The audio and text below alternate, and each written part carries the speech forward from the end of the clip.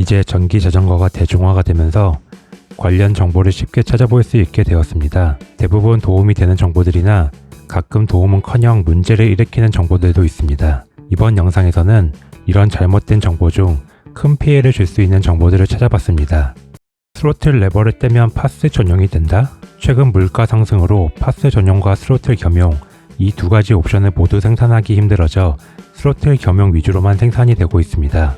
그렇다 보니 파스 전용을 원하는 고객에게 팔 제품이 없어지자 스로틀 겸용 제품을 파스 전용으로 둔갑시켜 판매하는 경우가 종종 보입니다.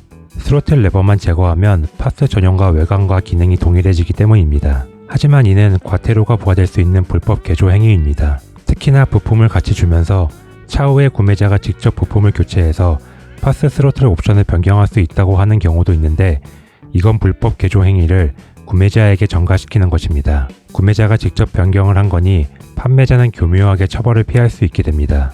물론 개개인의 자전거를 모두 단속할 수는 없기 때문에 옵션을 변경해서 타도 문제가 생길 확률은 높지 않습니다. 하지만 합법적인 방법이 아니기 때문에 사고 발생 시 과실이 커질 수 있음을 알고 있어야 합니다. 배터리는 최대한 쓰고 충전을 해야 한다? 이건 전기자전거뿐만 아니라 대부분의 배터리를 가지고 있는 전자제품에 대한 잘못된 상식입니다. 충전이 가능한 리튬 배터리는 메모리 효과가 없기 때문에 굳이 완방전을 안 해도 됩니다. 오히려 방전 시 배터리 효율이 떨어질 수 있기 때문에 최대한 방전을 피해야 합니다. 과충전의 경우 충전기나 배터리 자체에 보호 회로가 있기 때문에 크게 신경 쓰지 않으셔도 됩니다. 일부 충전기는 완충전이 되면 자동으로 지속 충전을 멈추기 때문에 과충전이 되지 않습니다. 그렇기 때문에 괜히 아껴 쓰다가 방전이 되면 배터리가 죽을 수도 있기 때문에 기회가 될 때마다 자주 충전을 해서 90% 이상을 유지시켜주는 게 좋습니다.